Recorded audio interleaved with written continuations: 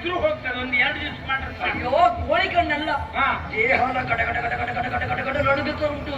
ತಲೆ ತಲೆ ತಲೆ ಎಲ್ಲ ಹರಿಕೊಂಡಿದ್ದಾರೆ, ಕೂದಲೆಲ್ಲ ಬಿಡಿಸೋರು. ಹೌದು, ದೇವರೇ ತಲೆ ಕೂದಲೆಲ್ಲ ಬಿಡಿಸೋಡ್ಕೊಂಡಿದ್ದಾರ.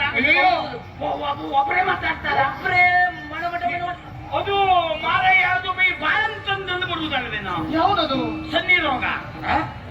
ಅಂದ್ರೆ ರೀತಿ ಏರ ಅವರಷ್ಟಕ್ಕೆ ಹೀಗೆ ತಿರುಗುವುದೆಲ್ಲ ಉಂಟು. ಆ ರೋಗ ಬಂದವರು ಅಂಥದ್ದೇನು ಆಗ್ಲಿಲ್ಲ.